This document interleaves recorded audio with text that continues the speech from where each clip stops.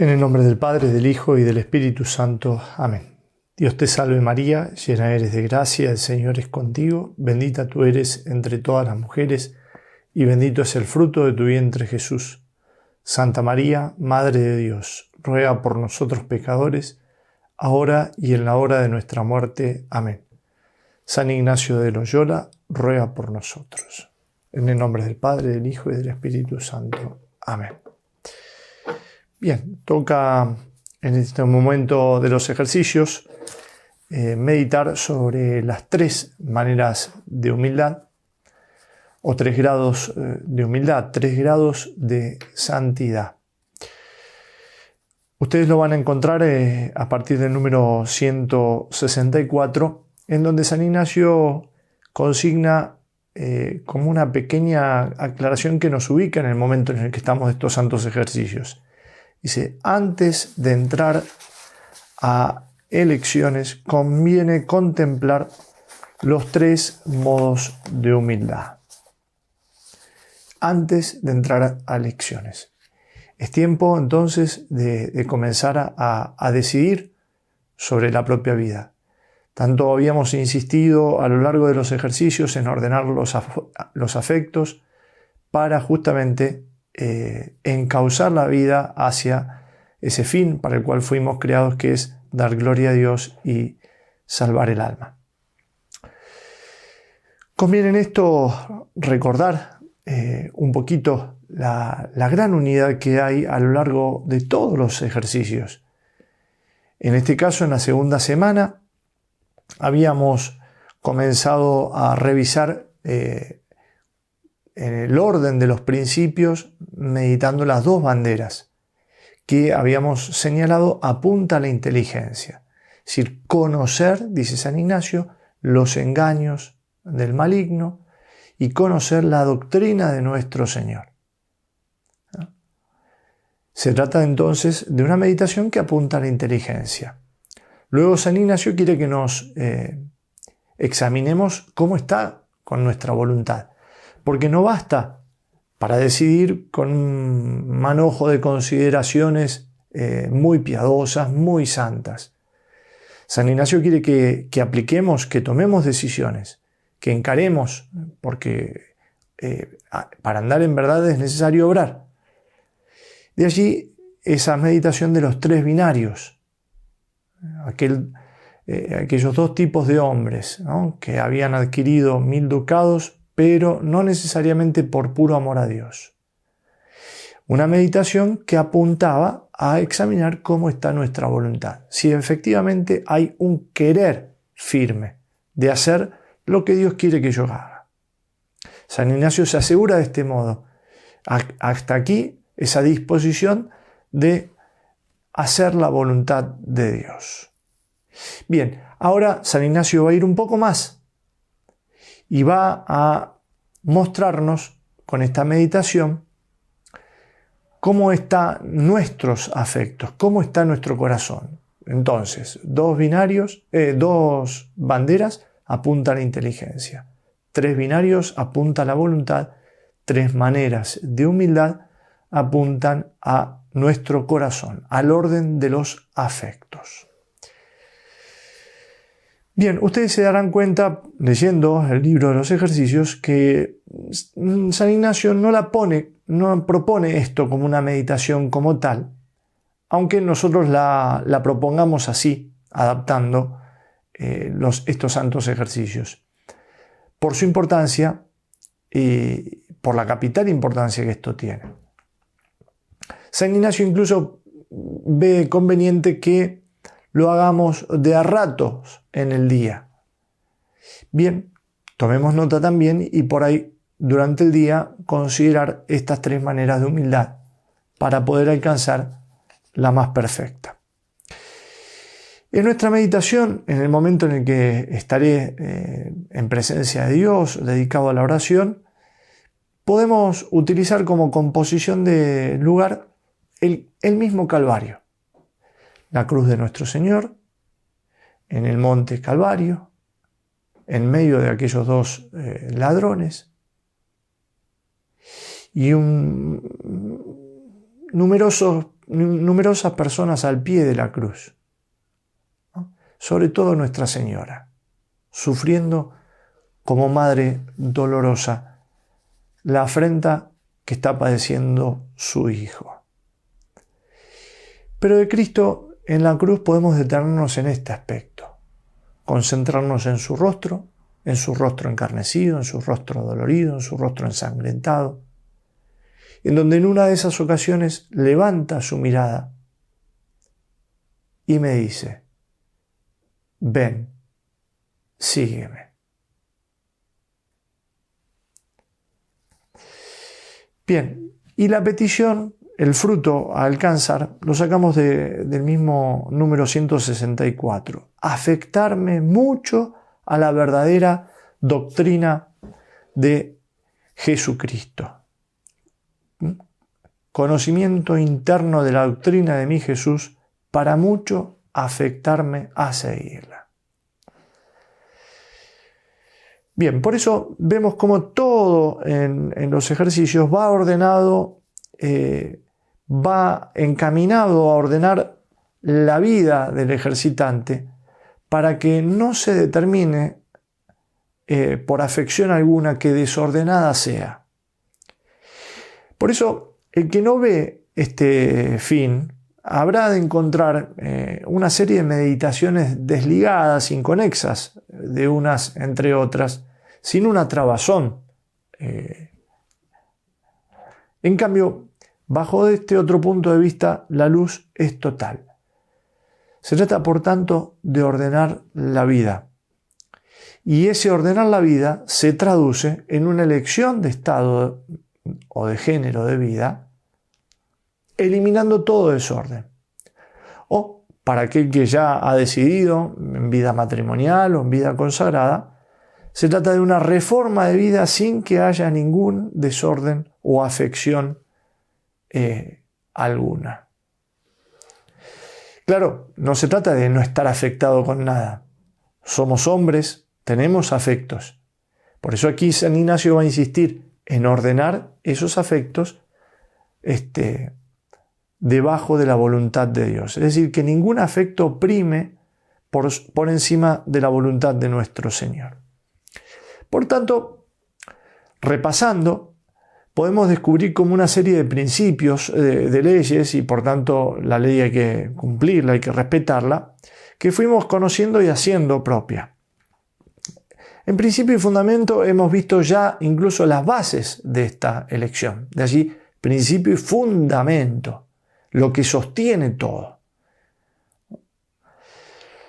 Luego hemos profundizado sobre, por así decirlo, la ley contra el pecado, ¿no? Ni por todo el oro del mundo hacer un pecado mortal o venial. Hemos visto la profundidad de eso, esa terrible realidad, ese desorden introducido en el mundo por el mal uso de la libertad del hombre. Luego justamente habíamos visto esa ley contra el desorden. Quiere decir que ni una cosa elegida por sí misma, sino únicamente en cuanto me sirve y me ayuda al servicio de Dios. Es decir, todo es medio para que yo me salve.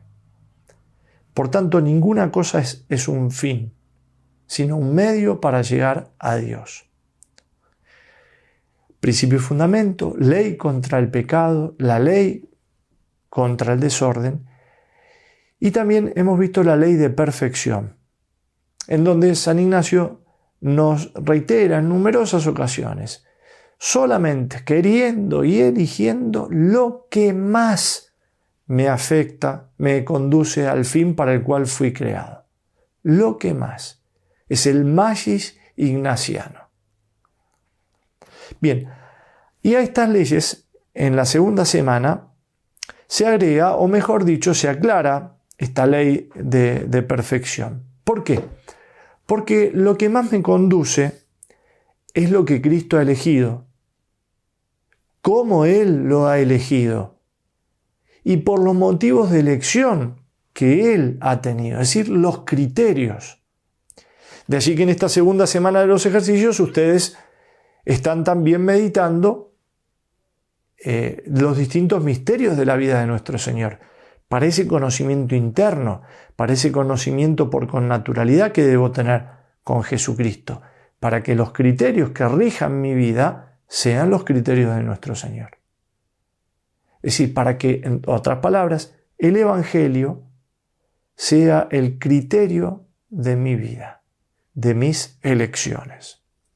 Bien, por tanto, como se ve en los ejercicios, todo va ordenado a la santidad, a la entrega total en manos del Padre Dios.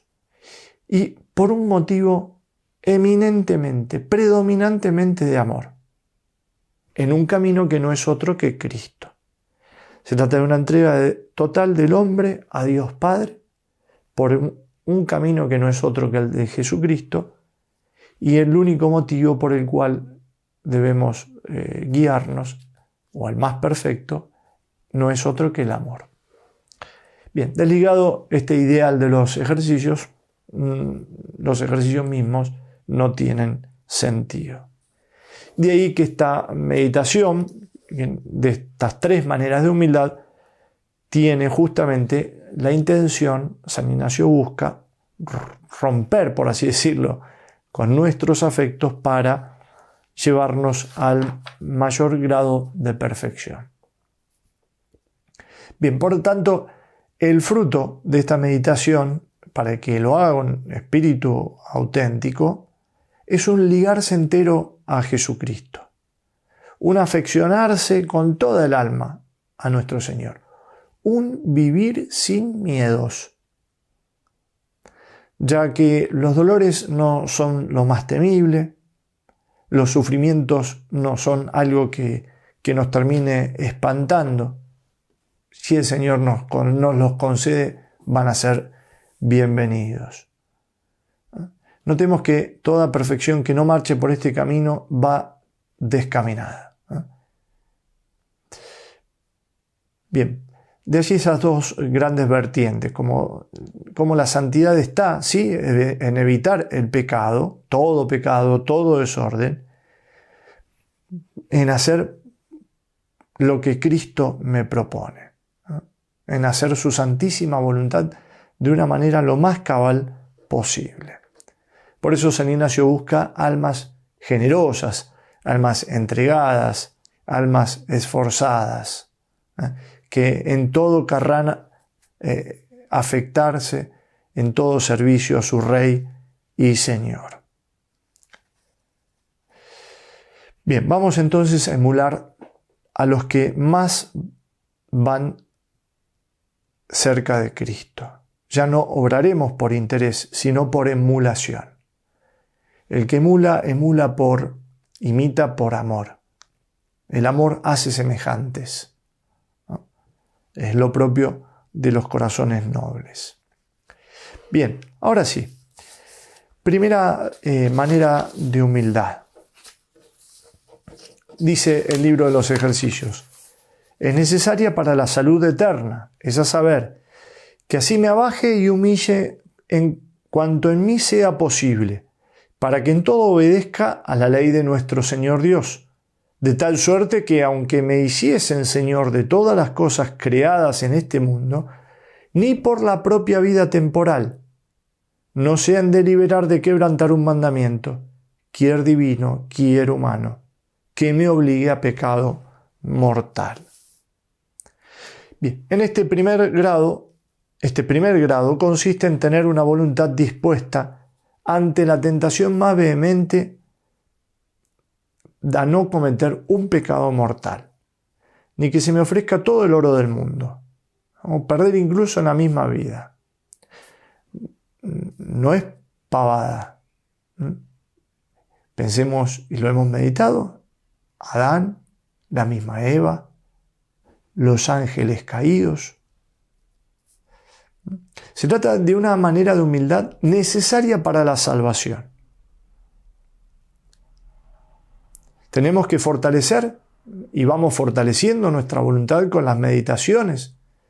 Hemos profundizado sobre quién es Dios, sobre qué implica y lo santa que es su ley, la misma fealdad del pecado, el mismo afirmarse en el deseo de la virtud.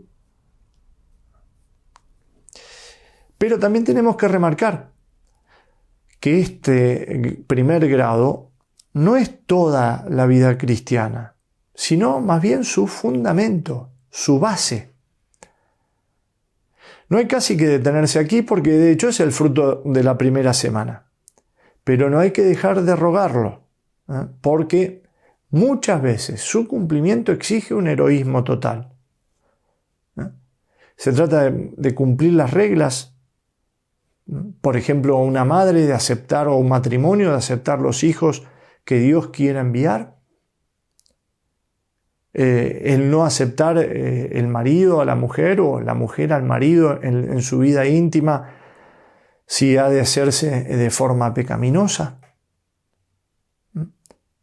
Para un estudiante, el mismo hecho en un universitario, copiarse en un examen, el cumplir las reglas.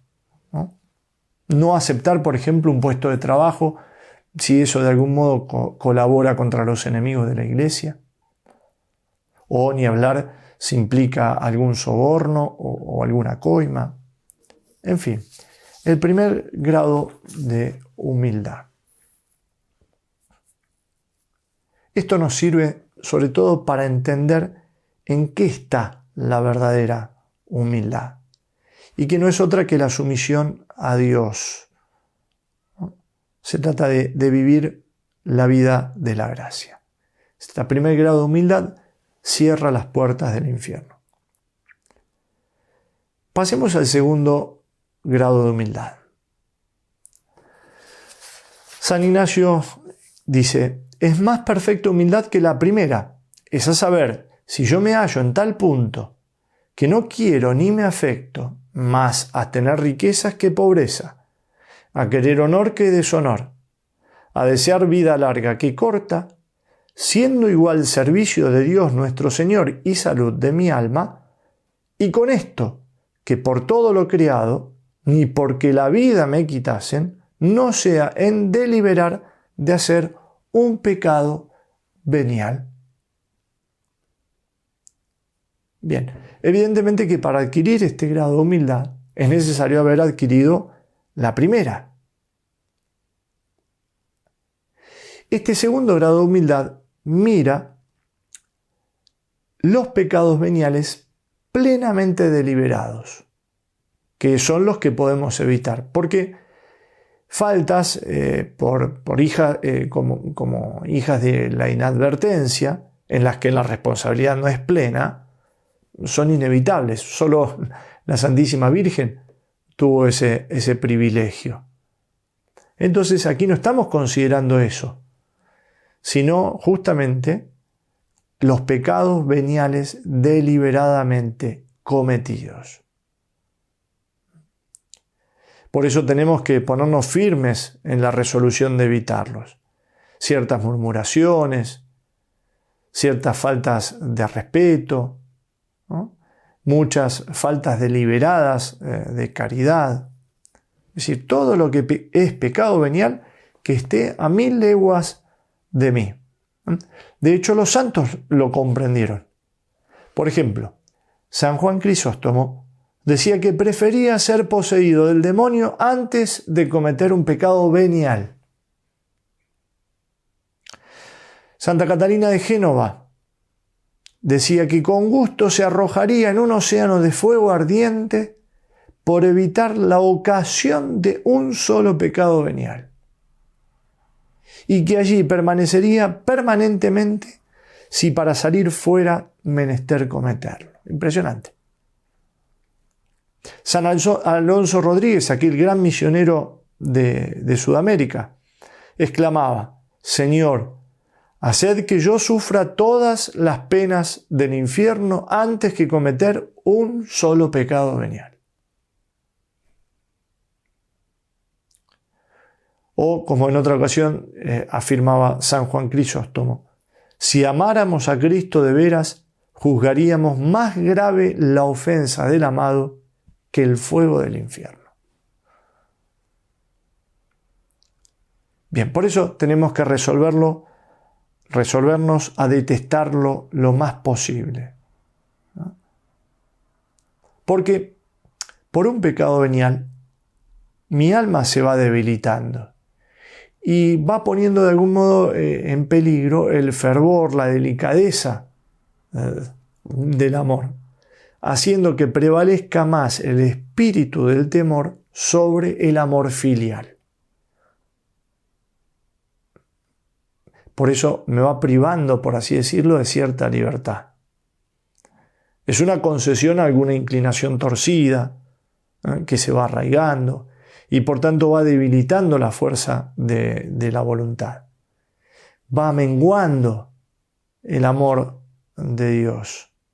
Porque lo que concedemos a amores no rectos, lo quitamos al amor de Dios. Son como amores que arden con el combustible robado. Por eso, ciertamente que 1.000.000 de pecados veniales no hacen un solo pecado mortal. Sin embargo, Santo Tomás, que no es muy amigo de las exageraciones, decía: quien peca venialmente desprecia algún orden y con eso acostumbra su voluntad a no sujetarse en las cosas menores al orden debido.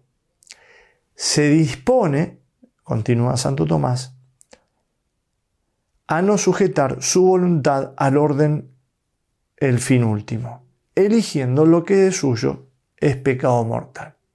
Quiere decir que al no sujetarse al orden en las cosas pequeñas, eso va disponiendo al hombre a no sujetarse en las cosas grandes y por tanto lo hace terminar eligiendo el pecado mortal.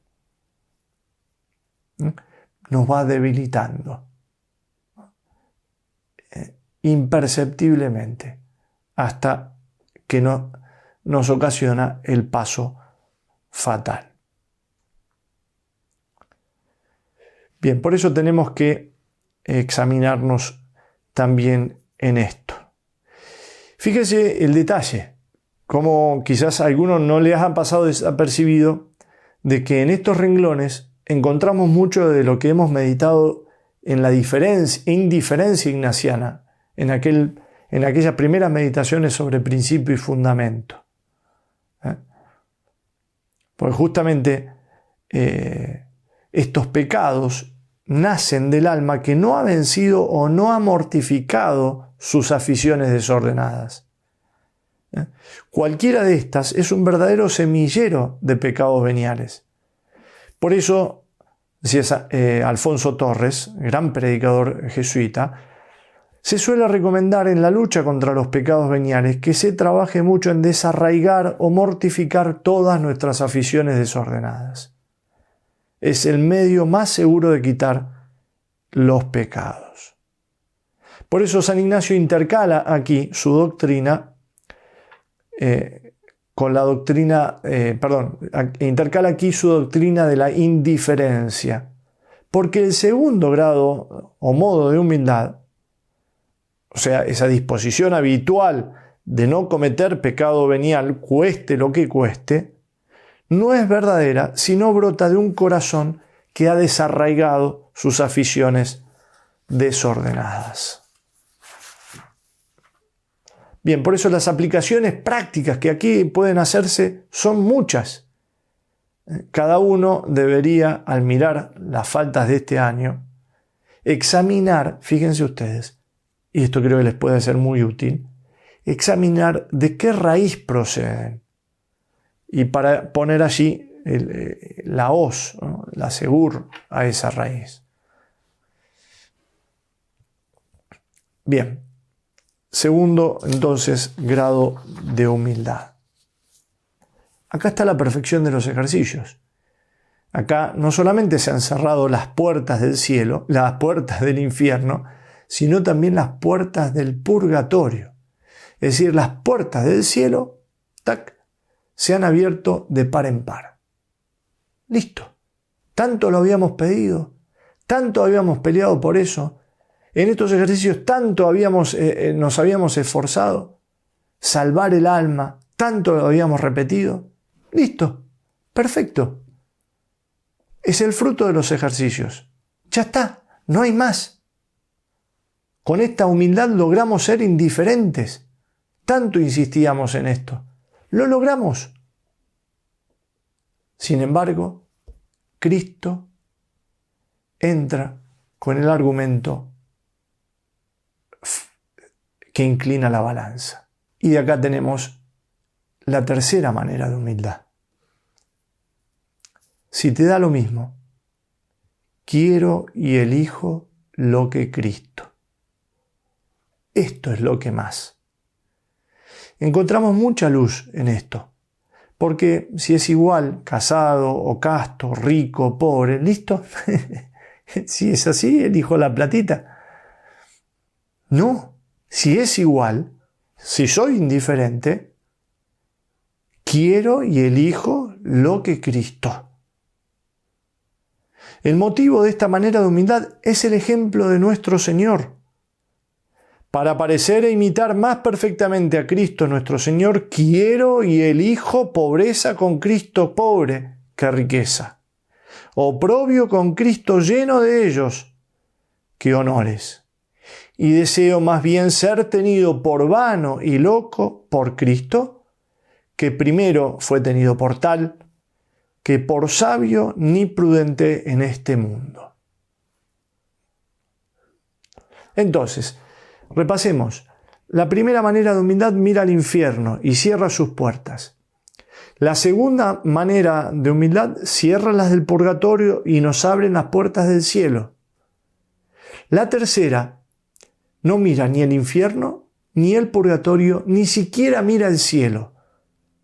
Mira a Jesucristo clavado en la cruz, crucificado, y corre a abrazarse con Él en la cruz. Se trata no de una voluntad seria, no de una voluntad firme, es la misma locura de la cruz. Esta voluntad no me entrega ningún mérito, no lo hace buscando premios. Tenemos un testimonio hermosísimo que solemos utilizar. El padre Doyle, aquel sacerdote jesuita, misionero, tan campechano, escribe: ya luego de muchos años en la misión, ya él incluso un hombre mayor, entrado en años, veo lo que ya sabía hace años, pero no lo aceptaba. Que Dios me pide la práctica del tercer grado de humildad, con toda su perfección, en cuanto yo soy capaz. Dios quiere que no me contente con la vida de religioso mediano. Quiere que me haga guerra incesante a mí, a mis pasiones, inclinaciones, malos hábitos. Que sujete y quebrante mi voluntad, que la mortifique en todas las cosas. Para esto tengo que esforzarme por cercenar de mi vida toda comodidad, escoger lo duro, ir contra mi natural inclinación y renunciar a la vida de gusto propio que hasta aquí he llevado. El motivo para hacerlo así es el inmenso, profundo y verdadero amor del corazón de Jesús para conmigo. Y se pregunta, ¿podré yo esto 5, 10, 20 años? ¿Podré llevar vida crucificada tan larga? Y se responde lo siguiente, algo que deberíamos respondernos todos los días nosotros. Jesús no me pide, sino que lo haga por este día, que pasa tan rápidamente, y con él el recuerdo del pequeño sufrimiento y mortificación sufrida. Una vez pasado, se acabó, pero la recompensa es eterna. Para librarnos, escogió Cristo en modo humillante y doloroso. Los que de alguna manera quieren participar de su obra deben dejarse tomar por este camino de la humillación y del dolor. Amar a Cristo humilde y doloroso. Abrazar a Cristo sobre su cruz. Es el secreto de los santos. Es muy frecuente ver almas que revolotean en torno a la cruz de Cristo, con todo lo que ella incluye de pobreza, de humildad, de sacrificio, pero no se posan en ella, sino que escapan espantadas como los pájaros delante del espantapájaros que hay en el campo. Perder el miedo a esto es cosa necesaria para toda alma, si de veras quiere unirse a nuestro Señor. De allí que nos sirve contemplar los sufrimientos de Cristo y aprender de ellos. Este espíritu hay que pedirlo. Tenemos que aprovechar múltiples ocasiones para vivir dentro de esta tercera manera de humildad. Nuestros disparates sin excusarnos, nuestros olvidos sin defendernos, muchas veces las reprensiones de nuestros superiores, de nuestros jefes, sin amargarnos, incluso nuestros fracasos, sin desalentarnos. En todo ver que en eso podemos dar mayor gloria a Dios. Esto puede resultarnos difícil, ciertamente que de suyo parecería que esto es así, porque estamos hablando de los más esforzados. Sin embargo, justamente, Cristo nos llama a esta tercera manera de humildad a todos. Y se trata de vivirla solamente por amor. Es una manera de humildad que nace del amor. Y en ese sentido no hay nada más sencillo, más natural al hombre que el amor.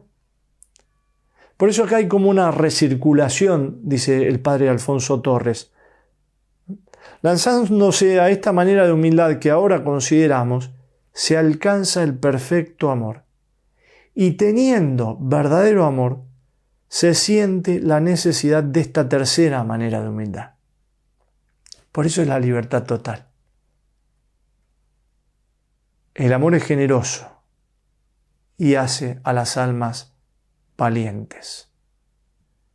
Y si el amor ve las humillaciones del Señor, no se puede contentar con quedarse a la defensiva, solamente impidiendo de modo negativo cualquier falta de soberbia, sino que pasa a la ofensiva, al ataque, a derrotar justamente ese espíritu de soberbia con los ejercicios más perfectos de humildad.